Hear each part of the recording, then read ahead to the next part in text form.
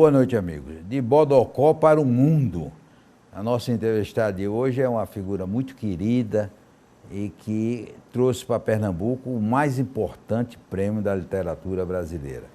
E nós vamos falar do seu livro, da sua carreira e também da sua atuação como secretária da Mulher do Recife.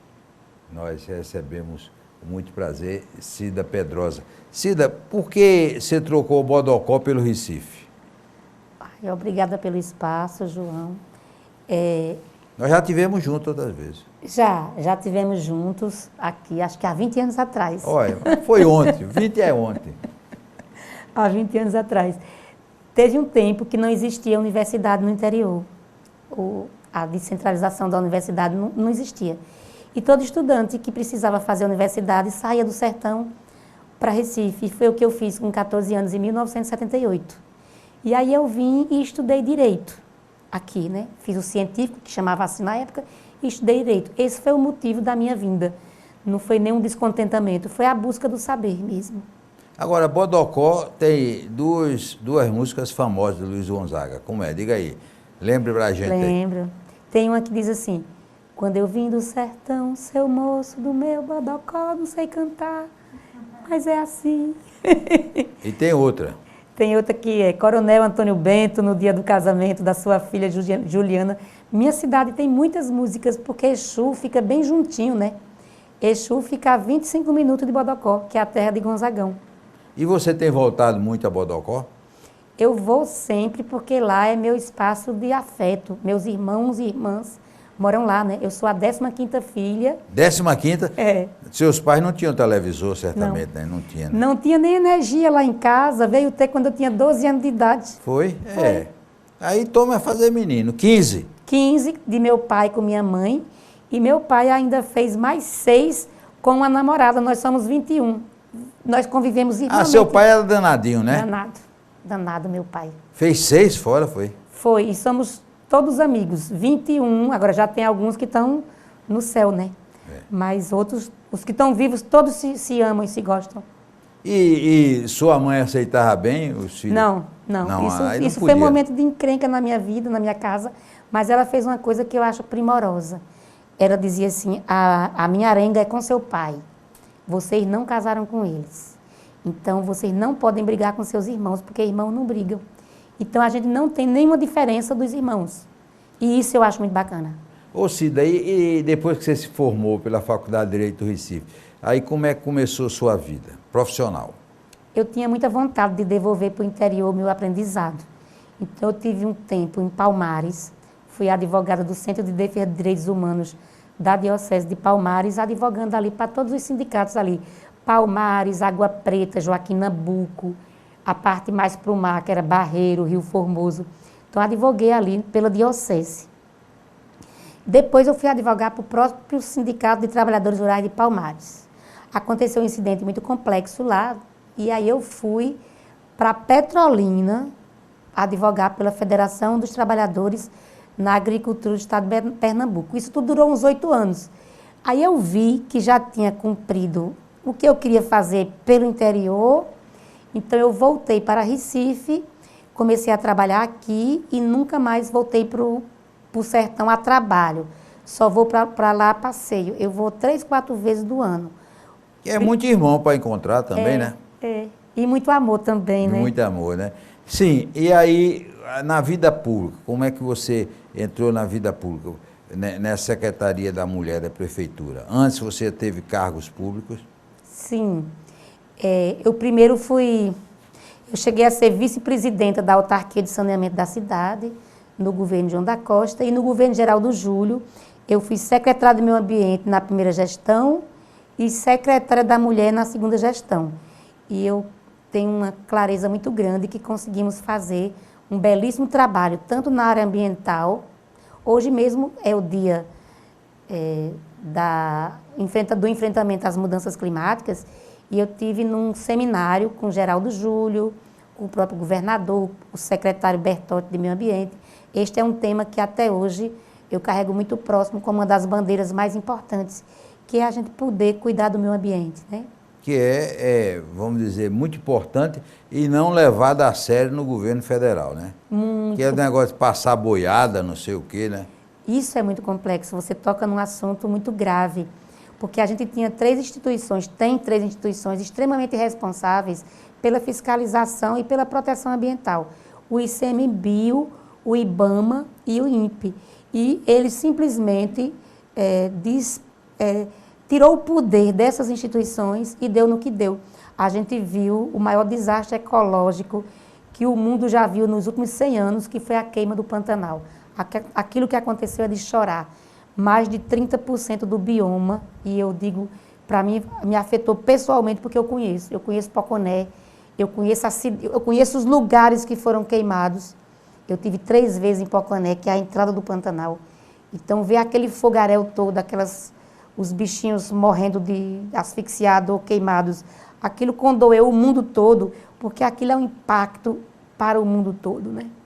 Agora, dentro dessa sua área, você deve ter uma alegria muito grande com o Jardim Botânico do Recife. Ah, meu Deus do céu, porque fui eu que coordenei o processo de restauração. Então, é um lugar que eu sempre gostei, João. Mesmo antes de ter ido ser secretária, e ele estava lá invisívelzinho, eu ia. Ninguém conhecia, mas eu sempre conheci, porque como eu sou do mato, sou do interior, eu tenho uma necessidade muito grande de área verde. Mesmo sendo do sertão, o povo pensa que sertanejo só vê seca, não. Tem seca, mas quando chove aquilo vira um jardim, né? O sertão, quando chove, vira um jardim. Então, eu preciso da natureza para sobreviver, para escrever.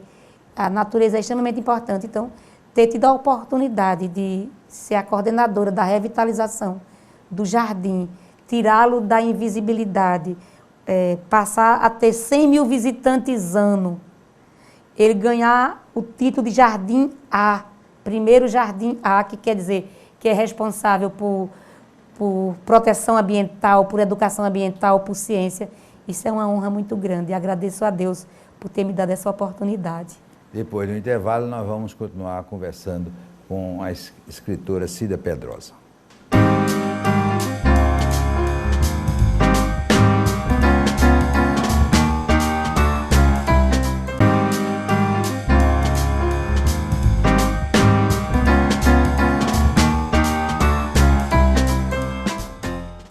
Este livro ganhou o Prêmio Jabuti, que é o mais importante da literatura brasileira. Cida, como foi receber o Prêmio Jabuti?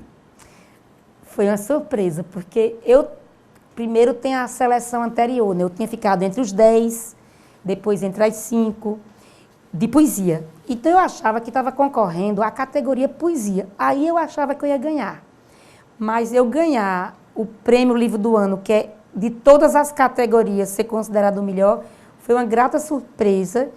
Eu estou muito feliz, porque eu acho que tem uma representação nordestina forte. Aí eu sou uma mulher do Nordeste, do Sertão, uma editora fora do eixo Rio-São Paulo, que é uma editora daqui de Pernambuco, uma editora pública. Isso tudo faz com que esse prêmio... A CEP, né? A CEP. Agora, o que quer dizer solo para vialejo? Vialejo é gaita. Ah, é gaita, é? É gaita. No sertão, vialejo é gaita. Algumas pessoas mais antigas chegam a chamar até de realejo, que é como diz isso ali em Portugal, ali no norte de Portugal.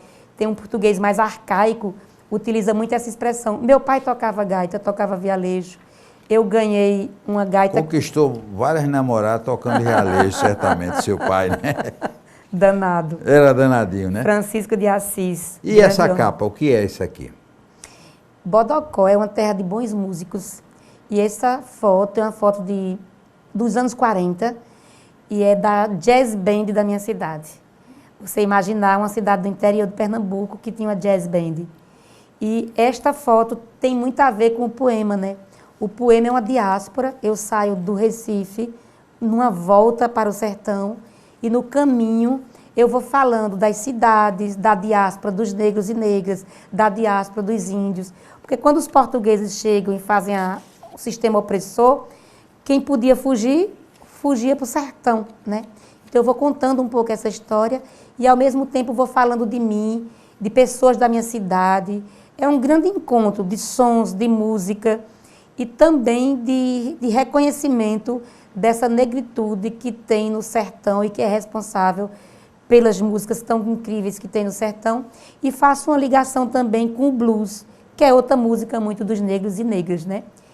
O próprio Luiz Gonzaga, aquela voz de Luiz Gonzaga, e Luiz Gonzaga era negro, não assumia sua negritude, não discutia ela, mas Gonzaga, acho que tu lembras bem, ele botava bem aqui o microfone, ele cantava numa distância, aquela voz enorme, potente, né? E aquele lamento, porque a música de Gonzaga é um lamento, e os blues também são muito lamentos, o shot tem muito a ver tecnicamente com o blues, e eu faço essa mistura toda nesse livro. E como é que a literatura, a poesia entrou na sua vida, da advogada, como era? Entre uma audiência e outra era? Eu comecei a escrever antes. Antes? Antes. Em Bodocó foi? Eu já escrevi aquelas coisas dos versinhos que todo mundo faz para mãe, não sei o quê. Quando eu cheguei aqui, muito jovem, eu fui estudar no colégio 2001, que era um colégio que tinha muitos escritores. Estudaram comigo Raimundo de Moraes, Wilson Freire. O próprio Carrero estudou lá, não foi contemporâneo meu, mas estudou lá. E nós lançávamos um jornalzinho no colégio, eu já escrevia. Depois eu fui fazer parte do movimento de escritores independentes, que flutuava ali muito na Rua 7. A gente até perdeu o Tarcísio Amado, faz tão pouco tempo, né? Então eu publiquei meu primeiro livro, eu tinha 19 anos de idade, 82, com poemas já escritos ali entre os 16 e 17 anos. Então a poesia é anterior à advocacia. O que eu tentei fazer foi não deixar que a advocacia ou nenhuma outra profissão me distanciasse da poesia, porque quando eu me olho no espelho todo dia, João, o que eu vejo é que eu sou uma sertaneja, mãe de Francisco e Vladimir, poeta e companheira de Seno Ramos. É isso que eu sou. Mas você tem um nome, os seus filhos é Francisco e Valdemir. Francisco e Vladimir. Francisco é nordestino. E Vladimir. Vladimir também é o nome nordestino? Não, um nome russo em homenagem a Mayakovsky. Vladimir Mayakovsky. Ah, tá certo. Sim, e esse livro, como é que você escreveu esse livro que ganhou o prêmio? Quanto tempo você passou para fazer esse livro? 3 anos. 3 anos. Porque Que horas? De madrugada, no domingo, porque eu trabalho demais, então o tempo que eu tenho para a escrita é pouco. Saiu primeiro 10 laudas, numa viagem que eu estava fazendo de Bodocó para o Crato, que é bem pertinho ali. Eu estava na Serra, que é uma serra muito seminal, muito importante, e me veio aquela ideia de fazer um poema para essa junção de sons. E aí eu fiz 10 laudas. De lá para cá, para transformar em 120 laudas, que é um poema único, longo, foi todo um processo de construção. Então, assim, como eu tenho pouco tempo, eu pegava o domingo, à tarde, trabalhava, de madrugada, trabalhava. Eu faz muitos anos que eu não tiro férias de um mês, ó. Não sei nem o que é isso na minha vida. Aí tirava 10 dias de férias, me socava em Gravatar, trabalhava no livro. Então, esse livro é essa construção, parece um bordado, sabe? Que você vai tomando conta devagarinho. Na mão ou no computador? As primeiras 10 laudas vieram na mão. Eu passei para o computador e, a partir daí, comecei a trabalhar todo no computador. Quantos livros você já lançou? 10. 10. Esse foi o 10º. Este é o 9º, porque o ano passado, na pandemia, eu fiz um livro que não tem papel, só tem e-book. É um livro de haikais, sobre esse sentimento da cidade que se isola, que fica só, com suas felicidades e suas tristezas. Eu moro nas Graças, eu saía todo dia de manhã com o meu cachorrinho, e aquela cidade vazia, as flores começaram a nascer, os pássaros a cantar, mas ao mesmo tempo também tinha uma dor enorme, os cachorros com fome, as pessoas que pediam na rua, debaixo das marquises. Então é um livro sobre isso, o meu 10º livro. E seu cachorrinho, como é o nome? Bob Marley. Ah, é? É músico e famoso, né? É Bob Marley, o meu cachorrinho. Qual é a raça? É um Lhasa Apso. Como é um? Lhasa Apso. É chique também. E como é a sua relação com ele? Fortíssima. Ele tem 13 anos. Tá velhinho já. Tá velhinho, mas ele é muito serelepe. Eu amo bicho. Eu criei bicho a vida inteira, desde muito pequena. E Bob Marley é uma relação tão apaixonada. Eu vou ler, ele se deita junto. Ele dorme no pezinho da minha cama. Eu digo que ele é Ele respira o ar que eu respiro e eu dele. Eu cheguei em casa, ele toma conta.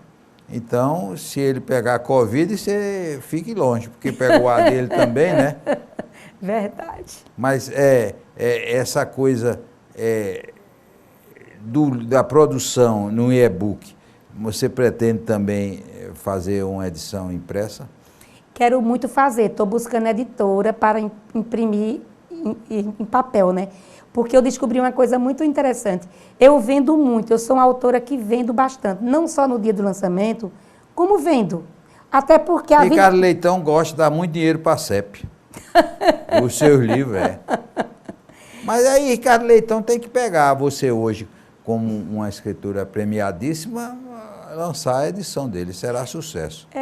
Porque é um livro, o último livro é um livro de fotos e haikais. Eu tinha o sentimento, o nome do livro se chama Estesia, eu escrevia sobre aquele sentimento e fotografava, para o leitor poder acompanhar, via foto e via poema, o que eu tinha sentido.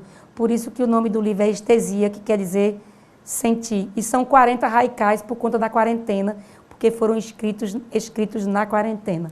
E na quarentena agora, está escrevendo? Tem o 12º, o 11º. Eu estou com 3 livros em abertos, um de contos, um que é de poesia bem diferente, e um outro bem erótico, que eu tenho um lado de uma poesia também muito erótica, né?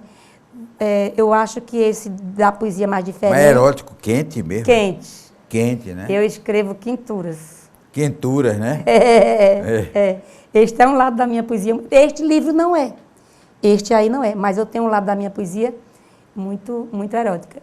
Então, assim, eu estou trabalhando muito, muito na Câmara de Vereadores, muito.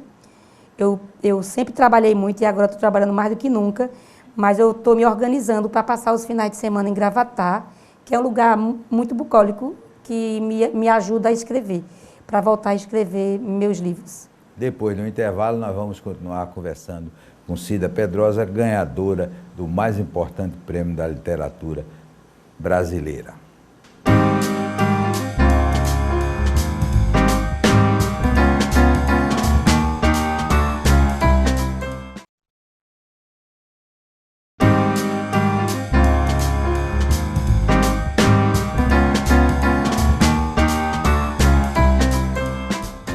Cida Pedrosa, vamos falar agora da sua passagem pela Secretaria da Mulher da Prefeitura do Recife.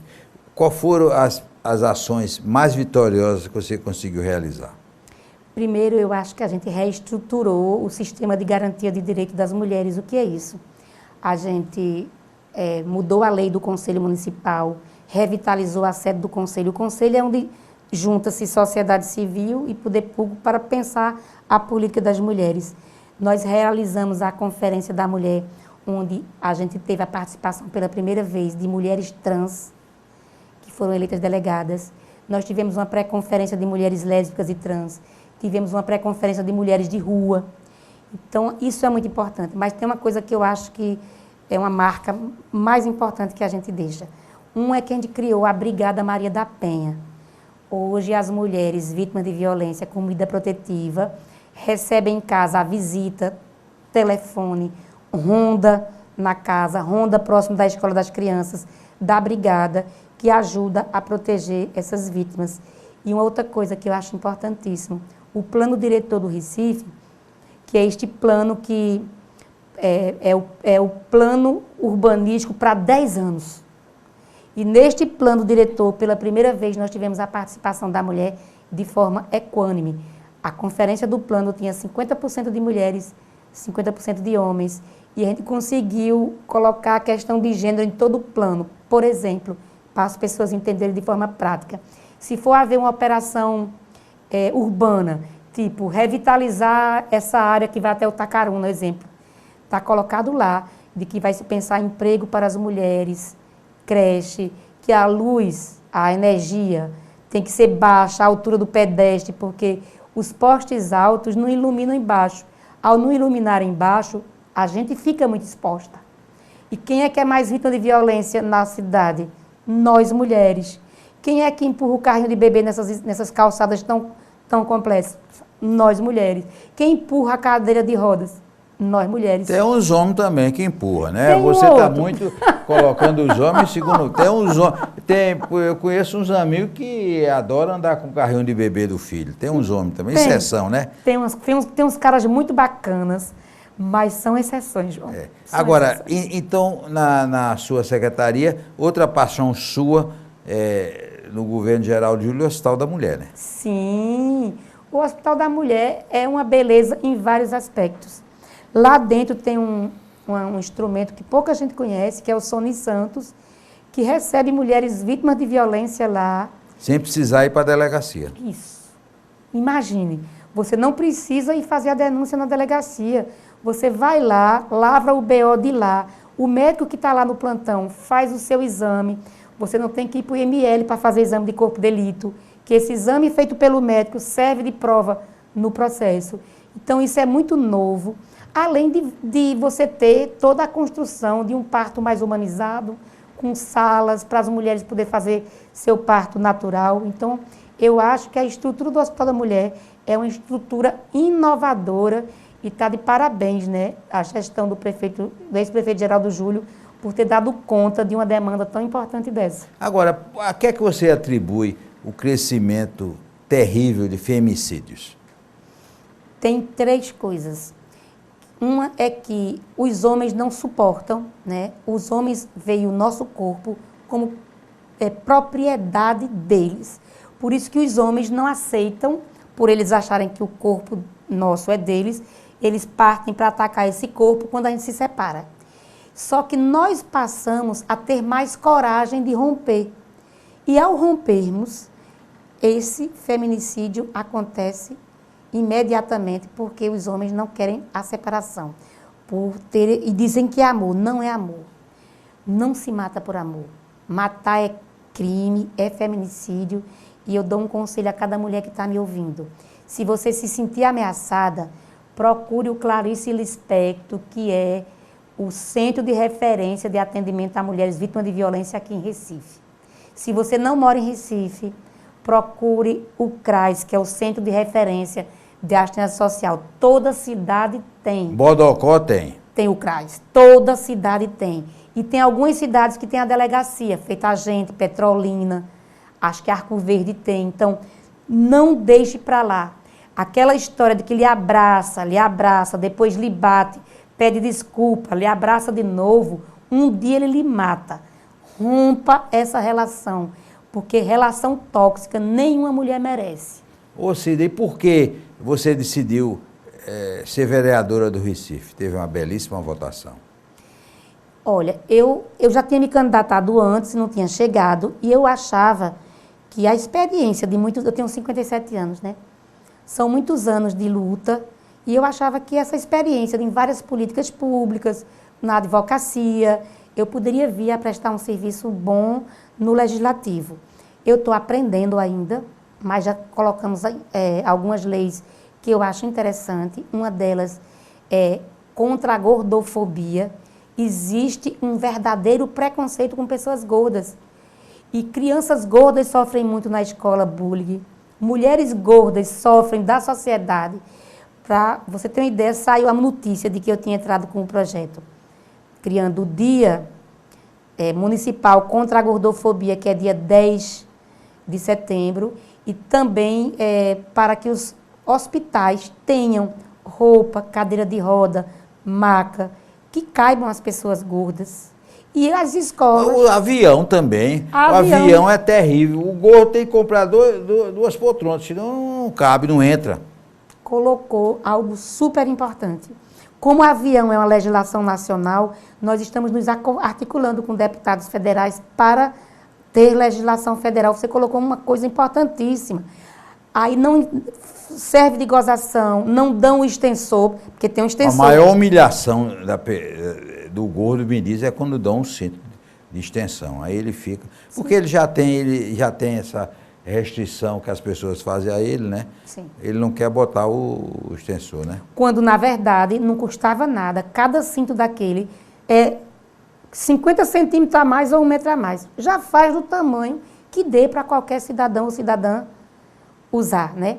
Porque isso é um constrangimento permanente. E Você tem uma ideia do preconceito com relação a isso? É tão grande que nós publicamos, uma instituição de jornal publicou, os comentários eram dolorosos, do tipo, é preguiçoso, come demais, não quer fazer exercício. Ninguém pensa que muitas vezes você é gordo por ansiedade, por esse tipo de comentário. Se você fica ansioso, eu sou um tipo desse. Eu engordei 12 quilos na pandemia. Quanto mais ansiosa eu fico, mais eu como. Então, você imagina o que é isso para uma menina adolescente de 15 anos de idade, que a gente chama a flor da idade. Mas agora está melhorando, porque já tem manequim gordo, já tem Miss gorda, né? Está melhorando. Não tinha, está melhorando. Não tinha, está melhorando. E a gente tem que enfrentar essa conversa. Porque qualquer 65% da população brasileira hoje é gorda. Então, a gente entrou com um projeto de lei e estamos conversando muito sobre isso. A bancada feminina da Câmara é unida? Nós criamos já um grupo e tem umas coisas que nos unem. Tem coisas que nós pensamos diferente, mas, por exemplo, o enfrentamento à violência, a saúde da mulher. Esses são temas que a gente tem, as 7, nós somos 7, a maior bancada da história da Câmara de Vereadores, embora isso seja muito pouco ainda, são 39 vagas. Se nós só temos 7 mulheres, isso ainda é muito pouco. Nós temos mais de 200 anos aquela Câmara. Até hoje, só chegaram até lá 20 nomes de mulheres. É muito pouco. Agora, uma saia justa. Sua opinião sobre o aborto? Não é uma saia justa, não. É não? Eu tenho a defesa direta dos direitos sexuais e reprodutivos. O corpo é da mulher e a saúde é da mulher. E ela tem direito a resolver isso. O Estado não pode se meter em algo que é privado. A gente tem que ter a coragem, inclusive neste momento que a gente vive de retrocesso político, de retrocesso dos costumes, estão proibindo. Você viu aqui aquela situação, uma menina que havia sendo estuprada desde os 10 anos de idade. Por um tio. Por um tio. E eu fui para o hospital para defender aquela menina, como várias outras pessoas da política e dos movimentos sociais foram. E teve uma parte dos conservadores de Pernambuco que foram para lá, tentaram até tirar a menina de dentro do porta-mala do carro. Isso é um desrespeito com uma pessoa que já tinha sofrido tanto. Ameaçaram a avó, botaram na internet o nome da criança. Então, isso é como se você criminalizasse mais uma vez, você fizesse sofrer mais uma vez quem já sofreu tanto. Então, eu tenho claro do lado que eu sou. Para mim, não é saia justa conversar sobre isso, mas obrigada por ter me perguntado, porque a gente precisa ter coragem de falar sobre isso e os políticos fogem dessa conversa. Não, você tem muita coragem, né? Sua vida toda foi marcada por isso e está sendo agora na Câmara Municipal do Recife. Cida, nossos parabéns aí pelo prêmio. Você agora é a mulher jabuti. Tem que criar um jabuti. Tem que criar um jabuti para ficar com o seu cachorrinho, né? Dar os parabéns pelo prêmio e pela sua atuação na vida pública do Recife. Um forte abraço e até a próxima semana, se Deus quiser.